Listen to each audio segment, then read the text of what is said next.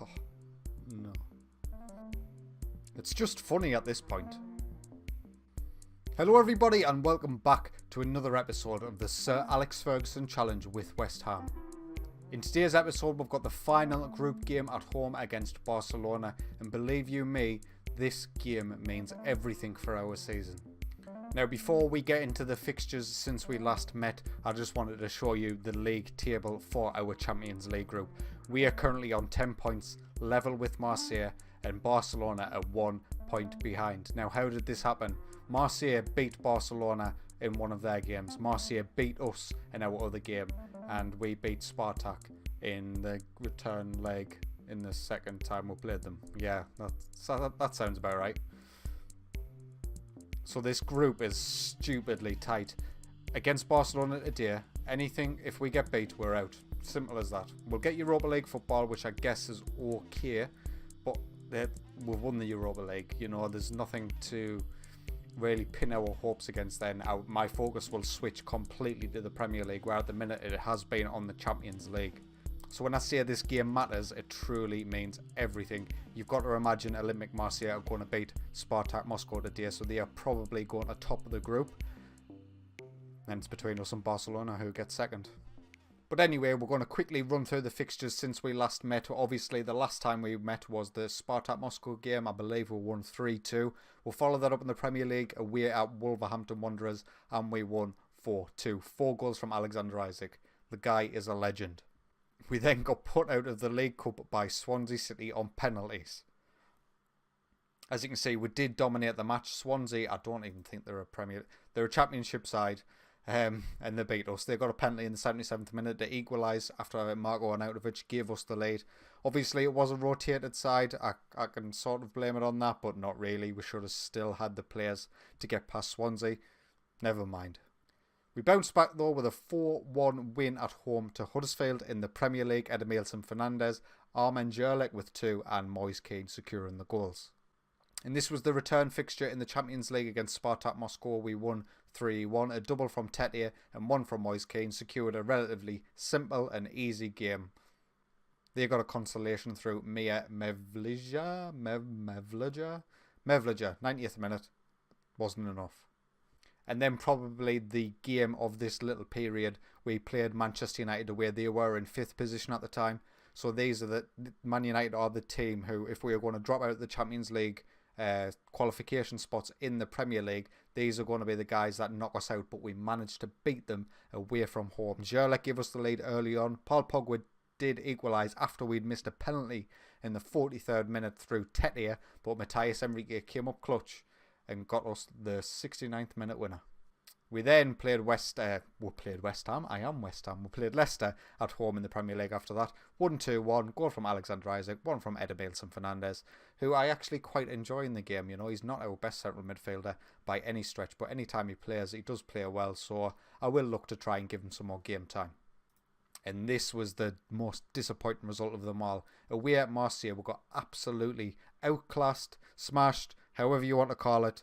Marseille are just actually a really good side on this. They signed Danny Olmo, who is someone who I wanted to sign myself. He's absolutely fantastic. But we had Moise Kean, Felipe Anderson, Arnautovic, Jurlic, all who can play on that left-hand side. And whilst he is better than all of them, without a doubt, in my mind, I didn't think spending the money there would have been wise than the signing for 2.9 million.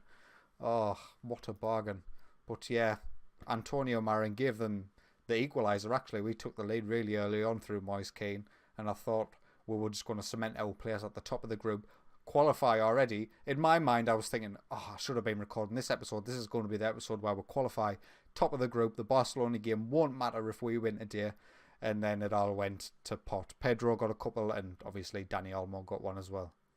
We got back to winning ways though, away at Cardiff in the Premier League. Ronaldo Vieira giving us the 21st minute goal, which secured the 3 points. And finally, the last game before the game against Barcelona was a 3-0 easy home win against Middlesbrough. Dennis Mann getting himself a goal on one of his rare starts. Actually, Dennis Mann has went down the pecking order quite a bit. Sandro Tonali got himself a goal, and another goal for Alexander Isak. And that all sees the Premier League looking like this. We are second, 3 points still behind Man City. They have won every game since the last time you were here. But we are, 9 points clear of Chelsea in third. We are, 12 points clear of Arsenal in fourth. And we are 14 points clear of Tottenham Hotspur in fifth position. We are looking comfortable for Champions League qualification and maybe even a title challenge. But that doesn't change things. This game is everything. I want to get the Champions League knockout stages and ply our trade against the best in Europe. And if we go out, I'm going to be incredibly disappointed.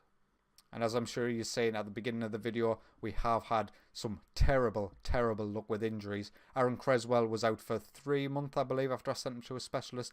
He's still got between 4 weeks and 2 months to go of that injury. Matthias Enrique broke his leg. He's still out for 4 to 6 months.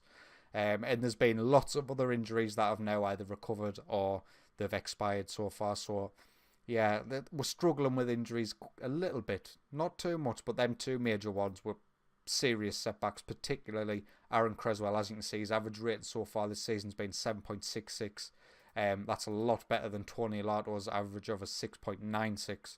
So maybe Tony Lato isn't the sort of player I thought he was going to be. I have been actually looking at Josh Tymon from Stoke City. He's an English left back, but they want 130 million for the guy who's sitting in his under 23. So it's not feasible at the minute, but Tony Lato needs to step up in a big way over the next couple of months.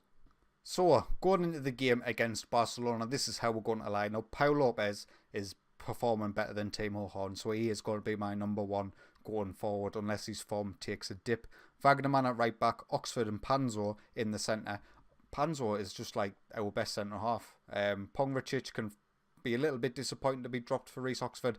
I'm going to make that change actually. Reece Oxford's not performing this season as well as the other centre halves. He's still quite good obviously, and he's got a lot of room to improve, and he'll get plenty of game time. Being English, he is the future of my centre halves. But for this game in particular, I want the best players playing as I can. Lato is obviously going to start at left back with Aaron Creswell out injured. Declan Rice in defensive midfield with Ronaldo Vieira and Sandro Tonali making up our central midfield positions. I would have preferred not to have played Tonali, but he is better than Edemils and Fernandes, even though Fernandes plays so well. But Fernandes is only 90% conditioning himself, so we'll start with Tonali with the view of getting Fernandes on in his position, probably in the second half. Tete on the right, Felipe Anderson on the left, and Alexander Isaac up top. We've got Moise Kean, Jurlek, Arnautovic, Fernandes, Oxford, Emerson and Noble on the bench. Oh, obviously Barcelona far outweigh us in terms of first team 11, but that didn't matter at the Camp Nou, and hopefully it won't matter today at home. Now, they have obviously had a really disappointing Champions League group stage by their standards, and you often see it, particularly in real life, really, when a big club sort of struggles in the early stages of the Champions League, that they sort of find a way to get through, and that's what I'm worried about today. Even though we are at home and we've beat them away, it's going to be incredibly difficult to keep this Barcelona side out of the goals as Rakitic takes the corner and Felipe Anderson comes away with it. We are breaking with pace. Obviously, Felipe Anderson, one of our fastest players. He gets past the defender. What a goal that would have been. Ter Stegen keeps him out. Declan Rice on it now on the right-hand side. Plays it back to Ronaldo Vieira, Tonali, Isaac, Felipe Anderson. Someone do something. Tonali makes his way into the box. Can he get the ball back post? They've got plenty of options, but he goes all the way back to Declan Rice as it comes to Vieira. Wagnerman takes the strike. That's such a waste of an opportunity. The very same highlight continues. We won the ball back after Ter Stegen kicked it out, and we're attacking again, this time with Wagnerman on the right-hand side. Can he get the ball in? He can. Felipe Anderson's back post. He should be putting that in the back of the net. You know, this is Barcelona. We've got to take our opportunities when they come at us. They've got the likes of Sadio Mane and Felipe Coutinho up top on the wings, who would cause Wagnerman and Lato some serious problems as Tete gets himself injured. We haven't really got many options for Tete. We'll switch Felipe Anderson on the right hand side, and we'll get Moise Kean on in Tete's place.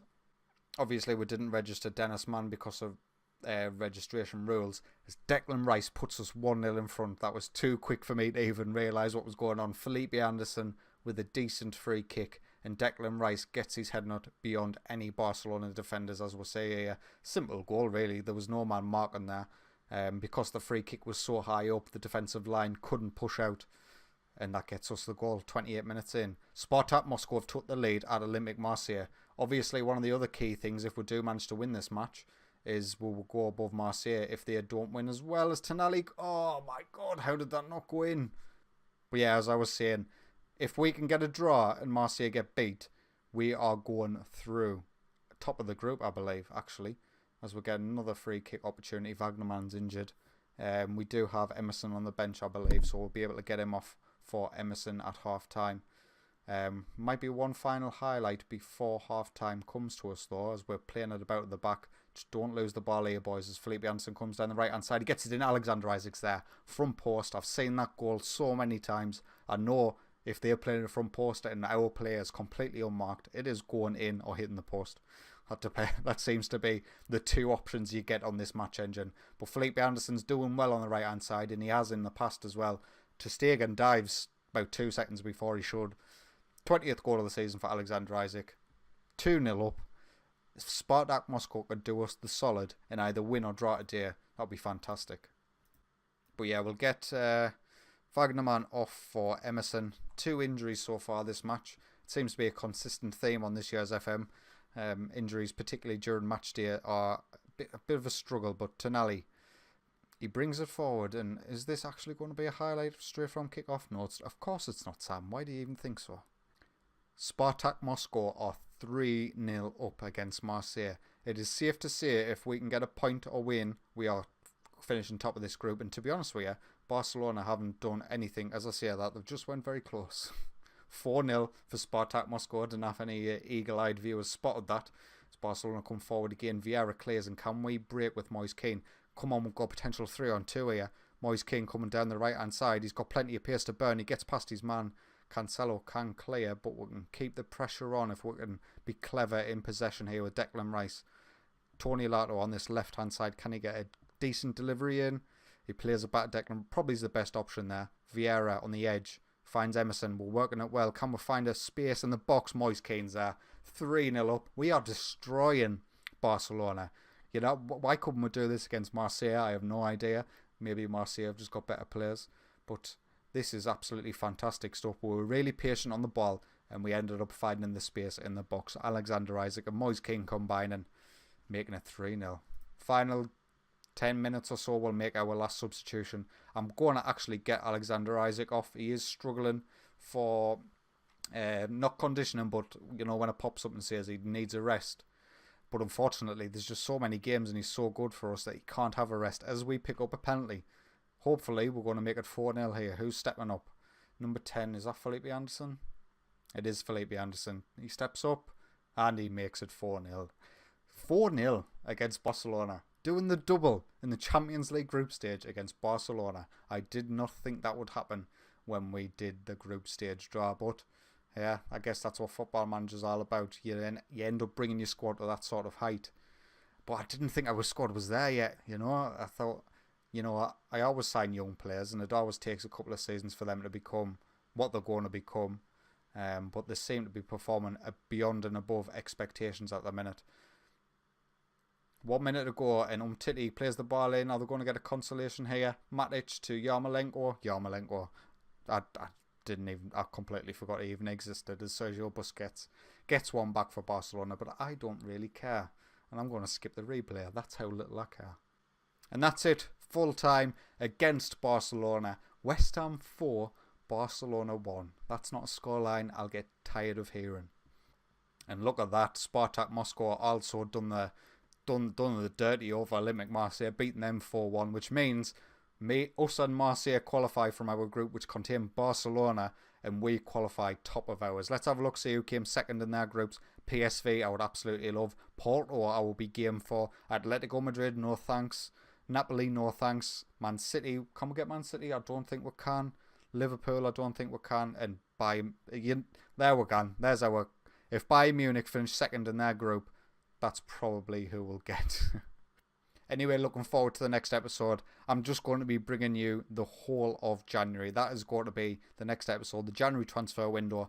The board have recently increased our transfer budget to 65 million because we're doing so well in the finances. We've kept steady at around the £140 million mark because our wages aren't so extreme as they were in previous seasons. We're in a really good financial position.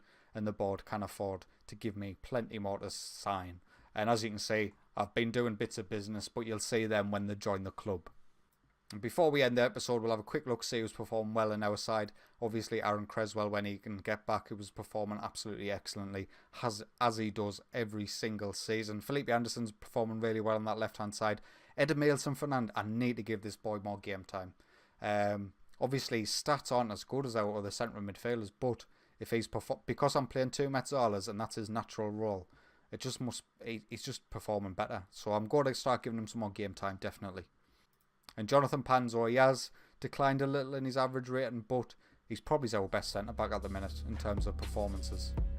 But anyway, if you want to have a look at any more of the players' stats, you can pause the video here and have a look at the average rating of the goals or the assists, whatever you'd like. If you have enjoyed today's video, please consider leaving a like, and if you enjoy my content, get yourself subscribed. But until next time, take it easy. Speaking of injuries...